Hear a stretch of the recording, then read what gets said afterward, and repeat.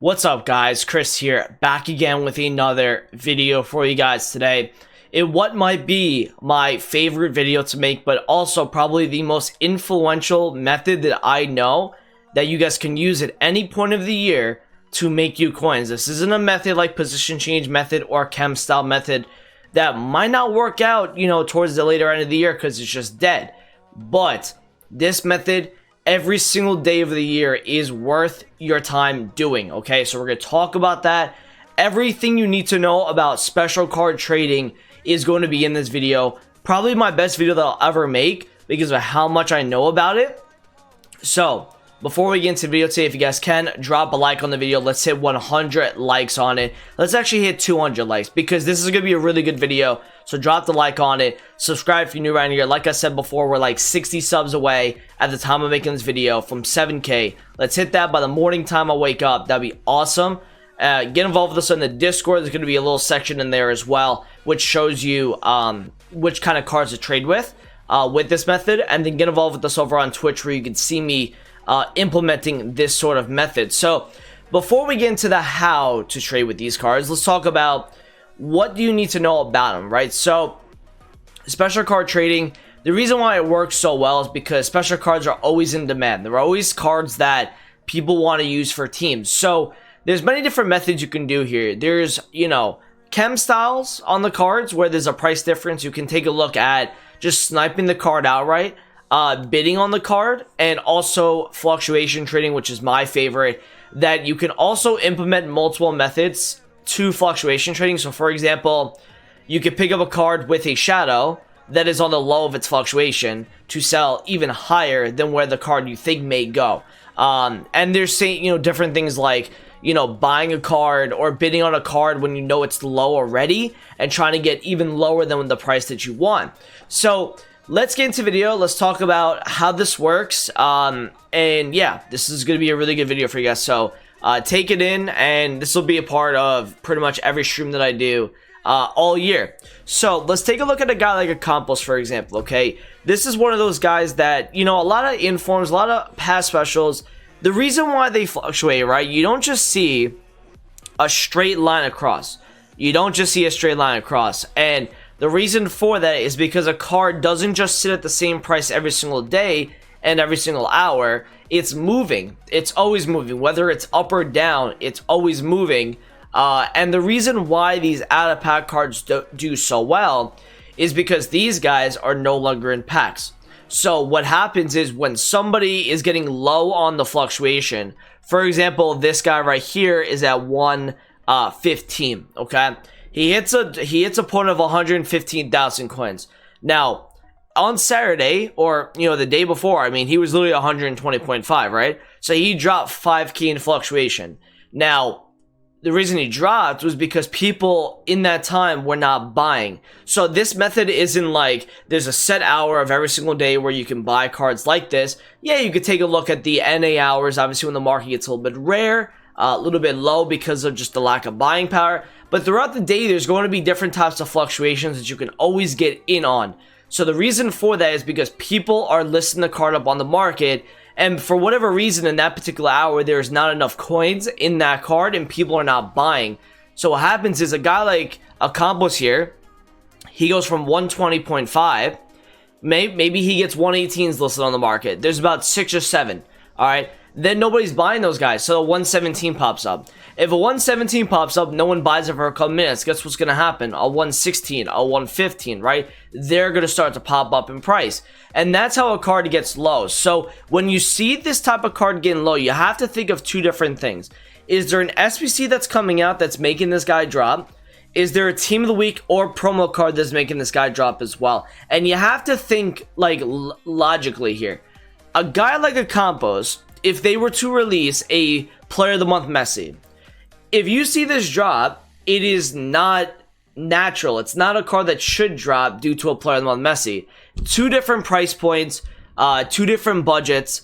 It just doesn't work, right? So if you ever see panic on this guy because of something like that happening, you would capitalize and you would buy in the panic. And that's what we always like to talk to you guys about during those Tuesdays where UCL marquee matchups, or today when the Europa League cards come out. Fridays before the 6 p.m. hour. There's always panic on the market, and you guys can take advantage of that so well because of where the cards have been. And then when they drop in price, you guys can look to pick those guys up, implementing this method, right? But this is like with, you know, the market just in equilibrium, right? Nothing is really happening with the market to make it go up, to make it go down. This is just a normal fluctuation on a guy like a Campos. So pretty much you see this guy go from 120 all the way down to 115. He then goes back to 124. He drops again to 120, goes back to 125. And then yesterday morning, you see him go to 120 again, up to 128 a peak, down to 122, up to 126 again. So on a guy like this who's currently 120,000 coins, what I'll say to you guys on this, man, you don't need, in my opinion, you don't need like a top budget to do stuff like this. Now, it would be helpful because you could buy more than one card. But if you take a look at a guy like a Campos here, right, you see a ton. Now, 120 is his cheapest. Now, we saw him go to 128, okay? So, all I really need for this guy is to go get a 117, a 116. And even if it's like 4K profit or whatever the case may be, it's still worth my time doing. Because, again, these are things that, you know, they rebound the next hour, okay? So I would look for like a 115 to 117 on this, and I would try to sell for 128 where he hit that peak in the previous day. And like I said, the market is in equilibrium, so nothing is really happening to make this guy drop. It's just maybe due to the fact that the market doesn't have as much coins right now. It's not really buying a guy like this, and he's dropping in price because of it, and just a lack of buying power. Now, somebody bought that 120, probably watching my video before it's even made. Someone even bought the 121, so now he's back up to 122. But what I normally would do here is not just do the fluctuations, I would try to do bidding. Okay, so I look at my price that I like, which is 116 or 108. So we're going to put that on our trans targets. We're going to put this on our trans targets. And over the next hour, we would try to get this guy for about 115 to 117 to then flip when, you know, the market it has more coins at 128.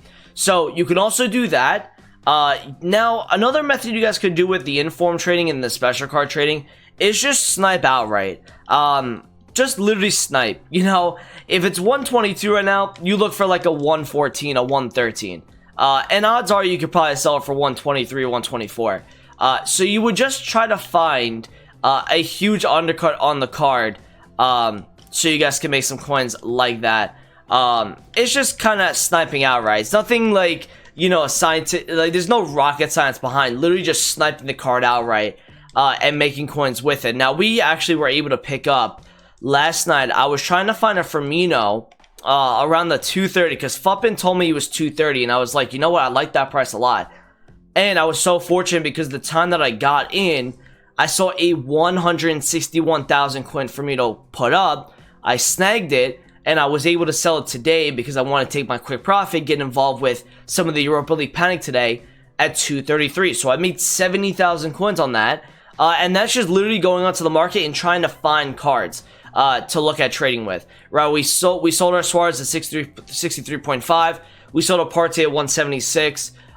We sold a Firmino at 250. We bought that at 230. So that's how you do like kind of trading with informs. Now, some other things you can look at doing with informs, you could try to combine two different methods. So if you know that a guy like a Campos is quite low at 120, right, lower than where he had been, then you could take a look at bidding as well, right? You could take a look at bids, see if there's any open bids in the market at 115 under, and you can snag it, right? And usually when the guy gets low enough, you probably don't have as many bidders on that card, so you're going to be able to make a decent amount of profit a card. I remember doing this. My favorite method, this is my favorite trading method. Back in FIFA 19, we did this every single day. We made about 200 to 300k coins. Days to bid on for these guys is best done probably Monday, Sunday, Saturday night, Monday, Tuesday, Wednesday, and then Thursday and Friday, and lower part of Saturday is, or like early part of Saturday is a competitive time to get on cards because a lot of people are using them for weekend league. So they're at the focal point. But you guys can literally do this every single day if cards get low altogether. Like a guy like, you know, even a guy like Guerrero, for example. Now, here's another thing you guys can do on Fuppin that will kind of make you some coins. Let me just take out this trading method thing here because it's blocking some. But you can go to market and then index special, and then you can just see what the top down is, right? You could see where cards are going for at the moment. You could, and they kind of update them, obviously. But right now you have a Teo Hernandez at 135. That's not low enough for me. But you do have a Milinkovic Savage down 3%. Now it's a little undercut here, but this is kind of fluctuation, and this is on a lower scale as well, right? You've got yesterday he went from 63.5. He dropped all the way down to 60. So at that time, you don't buy at 60. You buy at 58. You buy at 57 for undercuts. You never buy for the actual price of the card unless it's good enough for your profit margin. He then goes up to 64.5. Now again, he dropped down again at 56. What ended up happening? He went right back to 63, down again to 59, up again at 62. Today he went to 63, down again to 59, up to 62. Multiple times a day, this guy is fluctuating in price. So you can always take advantage of when the card is starting to get a little bit low, and you can make some coins off that. Again, special card trading for me, man, is so much fun. There's so many different things you can do with it. Now on promo days, you can trade with these guys. Now the thing with promo cards, if you look at the if you look at the Road to the Final team, right? Or let's look at like the Rule Breaker 2 team. First day you had Lukaku, right? Sometimes you could take advantage of this where a card is, you know, extinct on the first day. This guy was extinct at 400k on the first day. He went all the way to 680 and then started coming back down. And you can make a lot of coins by doing that, sniping extinct cards that EA didn't put the correct price range for, and you see him rise a lot after the price range. Now, a key note on that, though, is when you're doing that, you need to get out quickly because a lot of people are investing as well, so they're going to start undercutting. So you want to get a decent enough undercut on the card so you can make sure you sell it and get out. Because we had a situation on Friday where Zachariah didn't really go up that much from his 300k price range. I believe there was a little window to get in on him, I think at like 330, 340, but nothing crazy. I don't even know if he hit that, but then he came crashing down and went all the way down to like 280s.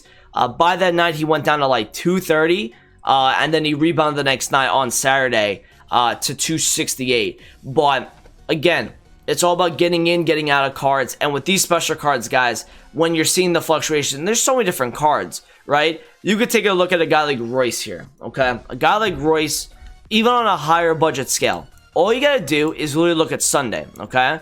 You could see 455 goes up to 475. He then dips again to 449.